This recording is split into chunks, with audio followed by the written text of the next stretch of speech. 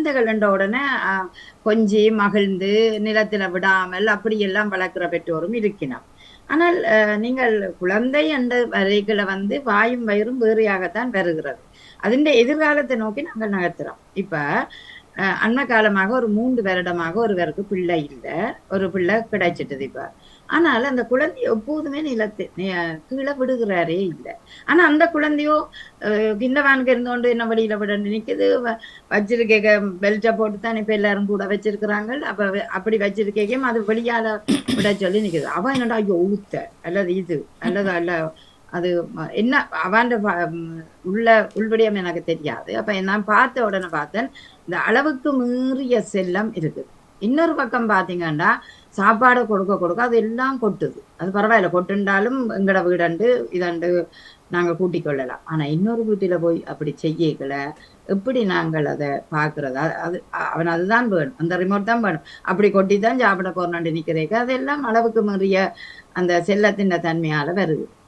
சரி, பிற்காலத்துல பார்க்கப்போம் என்றால் தான் நினைச்ச பெண்ணை திருமணம் செய்கிறான், 3 மாதத்துல பிரிகிறான், மீண்டும் போய் இன்னொரு பெண்ணை விரும்புகிறான், மீண்டும் அவ தாய் சொல்றதை கேட்கிறாரே. இப்படியான சம்பவங்களை பின்னால தாய் தகப்பன் கட்டுப்படுத்த முடியவில்லை. அதனால அந்த செல்லம் கொடுப்பது சாத்தியமா இல்லையா என்ற நிலையில உங்களுடைய கருத்தை நான் கேட்கின்றேன். நான் பாருங்கள் என்று அன்பு கொடுப்பது நன்று, அதுவே அகிலத்தின் சிறப்பு. ஆனால் அளவாக கொடுப்பது தான் நல்லது என்று கூறிக்கொண்டு, வாணி என்ன சொல்ல போறீங்க சொல்லுங்க. வாணி என்ன சொன்னீங்கள்? வணக்கம் தாமல்லக்கா, வாங்க.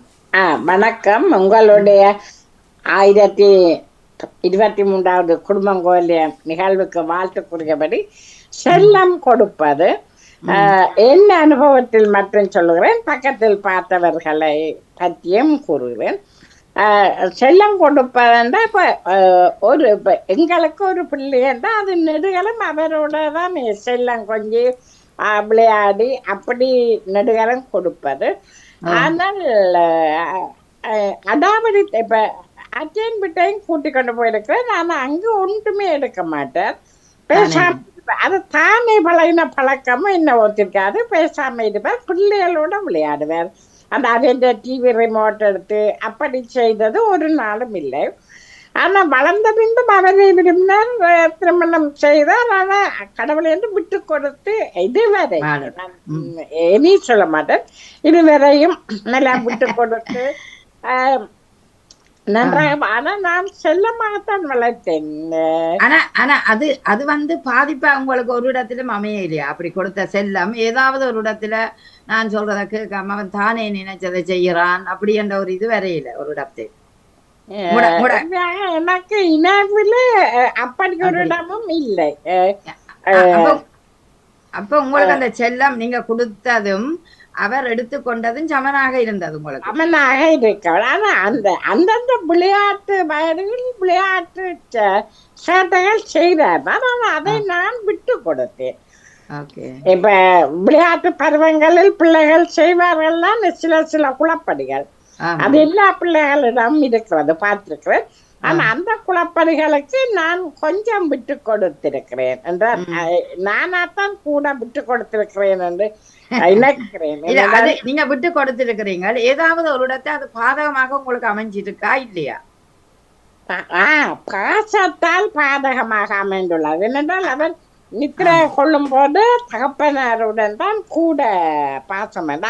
அவர் இழப்பின் போது நிறைய என்ன துன்பத்தை அனுபவிக்கிறார். ஆமா ஆமா, என்னை விட உண்மையாக நான் சொல்ல போனால் நான் அவ்வளவு துன்பம் அனுபவிக்கவில்லை. அவர் அந்த பாசத்தில் கூடவாக இருந்ததால் அந்த துன்பத்தை அனுபவித்தார். அதைத்தான் நானும் இப்போ இணைத்துக் கொள்கிறேன்.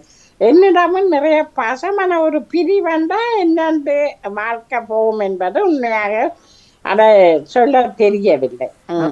அது கொஞ்சம் குறைவாக, நிச்சயமாக இது உண்மை. நாங்கள் கொஞ்சம் தள்ளி கொஞ்சம் வெறுப்பாக கொஞ்சம் தள்ளி நாங்கள் ஆமாம் கொஞ்சம் தூரம் தள்ளி இருந்தால்தான் அவர்களால் பிற்காலத்தில் அதை சுதாகரித்து வாழுவதற்கு அது உண்மையான இல்ல நீங்க அதை சொன்ன சரி. அதாவது நெருக்கமாக கூடுதலாக இருக்கும்போது அவர் அதை இணைச்சு அம்மாவும் வேணும், அம்மாவை நினைச்சு ஃபீல் பண்ணி கொண்டு இருப்பார். அப்ப அது நிச்சயம் அதனால அம்மான்ற பாசம் எப்போதும் தேவை